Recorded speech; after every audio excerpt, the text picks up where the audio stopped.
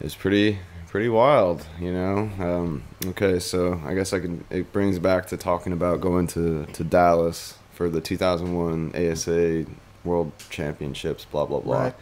That's where I'd met Dave Payne earlier that summer because there was the Eye for Eye contest in Minnesota, Right. and he came out to film for that. And then so that's when I first met him. But then during that ASA contest, like whatever, didn't qualify to be pro or whatever. But he was also out there filming for the East Coast VG Volume 2. And so we, got some clips there. And then he had he'd said, "Hey, I might be coming." I remember those sessions in VG19, like Tim Taylor and those guys. Yeah, and then he's saying he might be coming to Minnesota because he actually was supposed to film a section of the French twins, French brothers.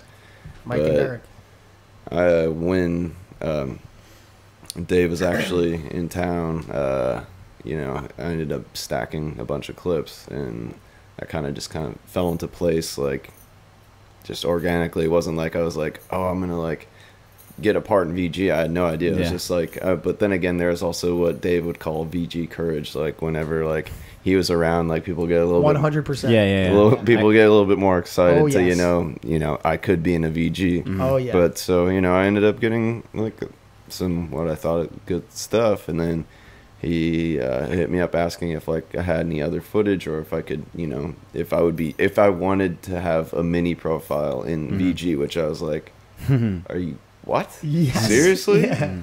I'm gonna have a mini view. It wasn't a profile, but Right. anyway, being featured in a VG. Yeah. I watched VGs religiously. Totally. Yeah, we all did. Every video I watched religiously. I was the biggest grommet.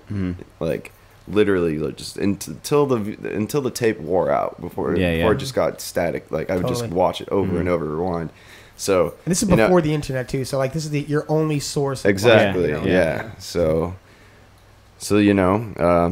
ended up having this section in VG19, and so then Dave Payne had showed Shane Coburn a rough cut of VG19, and that's when. And this is when he was starting to form Mindgame. No, Mindgame was already happening. Yeah, so this is at the end of 2001, the fall, or actually in December of 2001, and Dave had asked me, or he told me, he's like, "Hey, I showed Shane Coburn your part," or and I gave him your number. I was like, "What? Wait, what are you talking about?" What? Yeah. And everything's just getting way sick. You're like, yes. Yeah, so this is in December, and actually James Reedsky was staying with me when we were filming for Life Plus 2, that little snow section. Yeah, I remember that. Unfortunately, really when he was there, it only the snow wasn't, it already melted, and then there was one day where it ended up actually snowing, or maybe 2 days. So I was still in high school, so he was just staying at my parents' place while I was at school. Oh, sure. And I can't remember what day it was. It was the 17th or 18th of December or something like that. It was because it was right before Christmas break, and I get home from school, and there's a note in the kitchen Shane from Mindgame called with the number. My sister answered the phone, and I was just and I went downstairs and James, what do I do? I'm just so nervous, fully geeking out. Yeah, Totally. do I call Shane? What do I do in this instance? And right when I was about to call him, he called me. Damn, he called you twice. You're like, what should I do? Should I call? Should I call? And then it's he's calling. That's awesome. So then, he obviously, we introduced ourselves, via telephone, and we ended up talking for a little over an hour because he was actually flying back east because his family's Connecticut, I believe. Yeah, it's New Hampshire, I think. Actually. Or New Hampshire. Yep. So so we were on the phone for an hour and a half, and it was all right, I'm Flo for Mindgame, which is my favorite company of all time before Medium was growing up. Some people either Senate, FR, Medium. I was or hyper or whatever. Yeah. Heavy. Medium was always my favorite company, especially just and Dustin Latimer, my favorite Right. skater. So to Me too. be asked to be riding for this, essentially like the next step from Medium, like what Mindgame was, like it was just like. Did you get an email from everyone when you got on? Like the This team riders? was like. Before emails. Oh, before that. Yeah, before the first essentially. computer. But then this was also like before like 4x4 had like been announced. So like this and so like when I first went out to California and stayed with Chris, that was like I went to the Mindgame office, but Chris was like he was a part of the Sum, he's a part of Mindgame, but they had not announced that 4x4 was about to happen. So like that was kind of like I don't know, going to the Mindgame office and like, but then Chris is like, yeah, we're starting this other wheel company with John and Shima. It was like pretty wild, but yeah. So then once they all left, then it was like Aaron, Dustin, Omar, and myself. Mm-hmm. And then next thing I know, Did Omar get dropped? Did he quit? yeah, when we were filming for Words that following summer, like. I don't know how on earth, like, during that year, like, filming 2 parts for 1 video, and then what I underestimated and what other sections came out that year. I don't know. Like, Dude. I mean, being 17 and just, like, being able to... Killing everything and skating 7 days a week. And and I don't know how... I mean, it was just with youth, but, yeah. It was just so surreal whenever like we were filming for Words, like all of a sudden it's just like, I'm staying like with Dustin and Aaron, like essentially just like, all right, under the wing, like just like what, how How'd you how end on up earth how did this happen? Who were your sponsors before Mindgame? Well, Rob G. Hello, Rob. I hope you're listening. He Shout out Rob G. Yes. We love you. Absolutely love you. He actually he had contacted me through like on a random day, like that we had like a half day of school, like all my friends came because I live close to the high school, and just randomly like I got as soon as we got to my house, whatever, got a pizza, put a skate video on, I got on the computer, signed into AOL, and then like I get notification or whatever, it's SG Revolution. Yes. I was like Rob G in the chat rooms. it's like I was talking to the or look at the homies on the couch, like Rob G's like IMing me, like what?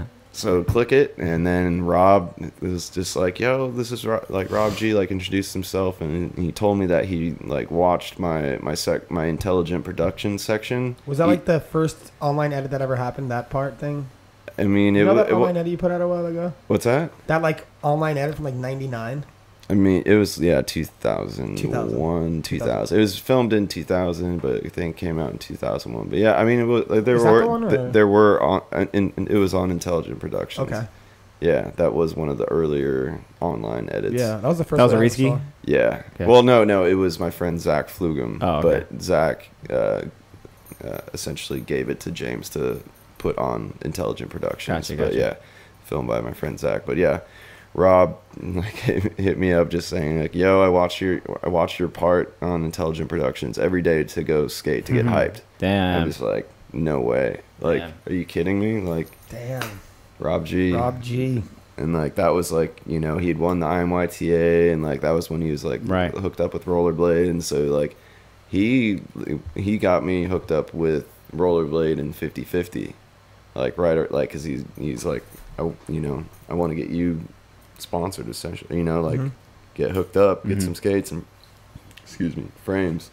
So yeah, that was. But that was after the Mindgame thing though, because you were running Solomon's in VG19.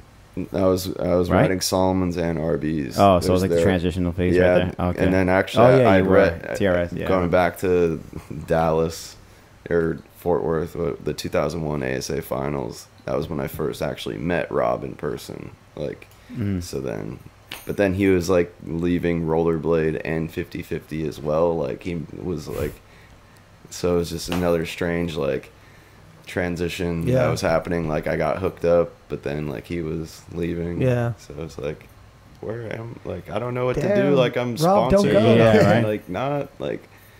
But I don't know. Everything fell into place, I guess, how it was supposed to. Yeah, but, definitely.